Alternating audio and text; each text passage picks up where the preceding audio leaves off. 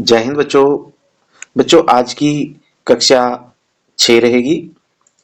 गणित प्रकाश पुस्तक में हम अध्याय 7 करेंगे और इस अध्याय में बहुत ही मजेदार हम एक टॉपिक समझेंगे, खेल खेल में समझेंगे। तो इसमें देखिए बच्चों, आपके पास क्या दिखाई दिया?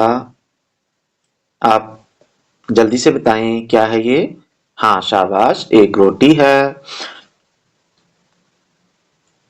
अब आप देखें, हमने रोटी के कितने भाग कर लिए हैं? 2 भाग कर लिए हैं। और ये हमें दूसरी पिक्चर में आधी रोटी मिल रही है। कितनी रोटी है? आधी रोटी। तो अब इसमें देखिए, जब हम थाली में एक रोटी है, पूरी रोटी है, तो उसको हम एक से लिख लेते हैं कि एक रोटी है। लेकिन इसी एक पूरी रोटी जो थी उसको मैंने 2 भागों में बांट लिया है। तो ये कितने भाग हैं बच्चों? कुल 2 भाग हैं। अब देखिए, तीसरी प्लेट में कितनी रोटी है? हाँ शाबाश, आधी रोटी है।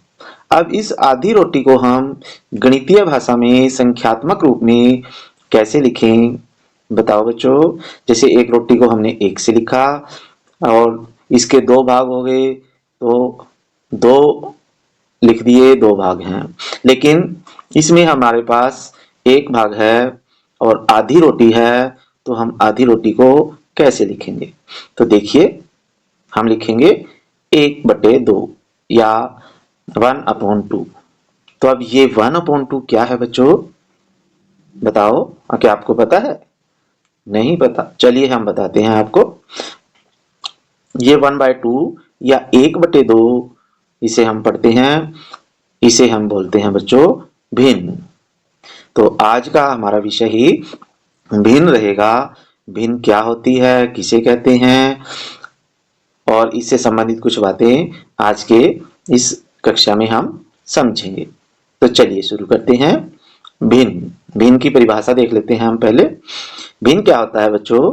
जब किसी वस्तु को समान भागों में बांटा जाता है तो प्रत्येक भाग को भिन्न कहते हैं। जैसे ये रोटी है, रोटी को मैंने 4 भागों में बांटा, जिनमें से आपकी प्लेट में 3 भाग आपको मिल गए हैं। यानी जैसे आपकी मम्मी ने एक रोटी के 4 भाग किए और उनमें से आपको 3 भाग दे दिए। तो हम इसको भिन्न रूप में कैसे लिखेंगे था? क्योंकि हमें जो 3 भाग मिले हैं, हम उसको ऊपर लिखेंगे और जो कुल भाग एक रोटी के किए थे, 4 भाग किए थे, तो हमने नीचे 4 लिख दिया। यानी जो कुल भाग होंगे वो नीचे लिखा जाएगा और जो भाग हमारे सामने होंगे, हमारे पास होंगे, वो ऊपर लिखा जाएगा। तो अब ये 3/4 एक भिन्न है बच्चों। चलिए आगे चलते हैं। तो अंश और हर। अब भिन्न के 2 अंग होते हैं बच्चों, एक अंश होता है और एक हर होता है।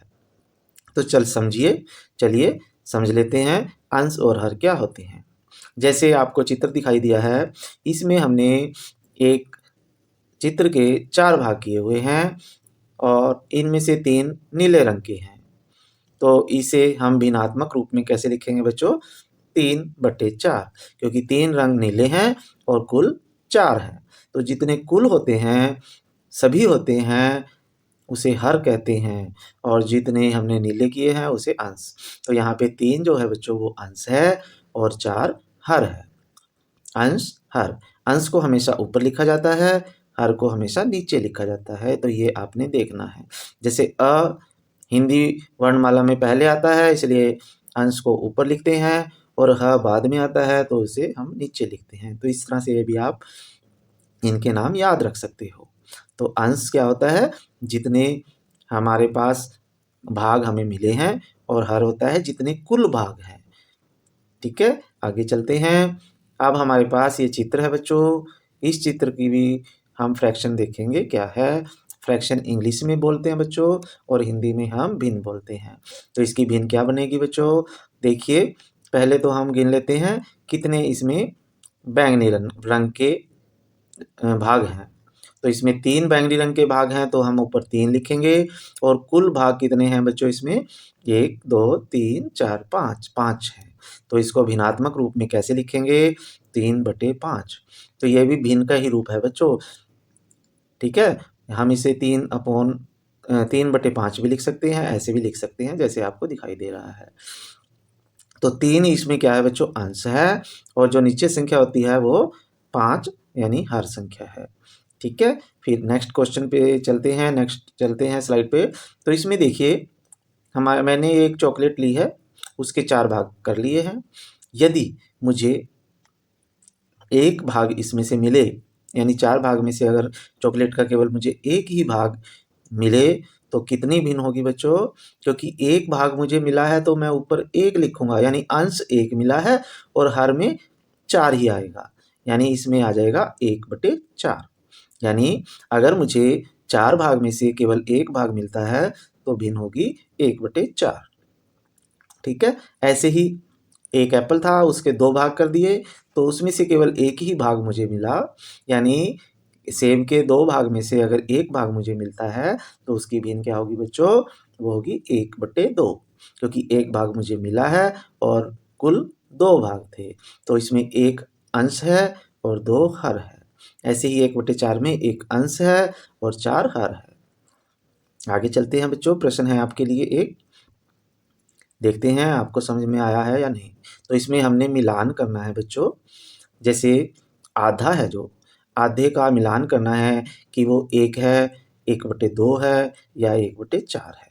ऐसे ही 4 में से अगर हमें एक भाग मिलता है तो वो किसके बराबर होगा? 1 के या 1/2 के या 1/4 के। ऐसे ही 3/3 का मान क्या है? 1 है या 1/2 है या 1/4 है। तो जल्दी से आप इसे अपनी कॉपी में लिखें और इसका मिलान कर लें, ताकि जब मैं आपको इसका आंसर दिखाऊं तो आपको पता लग जाए कि आपने ये क्वेश्चन सही किया है या गलत। चलिए, आपने लिख लिया है, तो अब हम इसका आंसर देख लेते हैं बच्चों। तो इसका उत्तर है बच्चों, कर लिया है।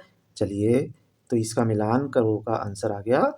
जैसे आपके पास आधा है उसे हम 1/2 लिखते हैं, और 4 में से अगर एक भाग हमें मिलता है तो 1/4 होता है।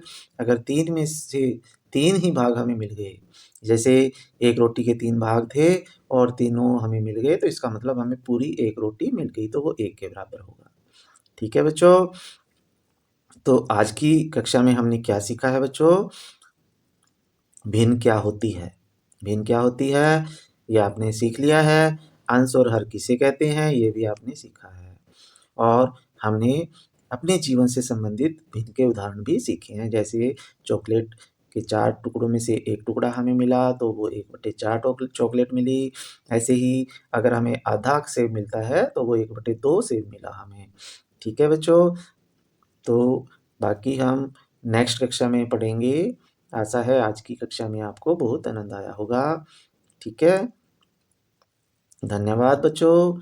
जय हिंद, जय भारत।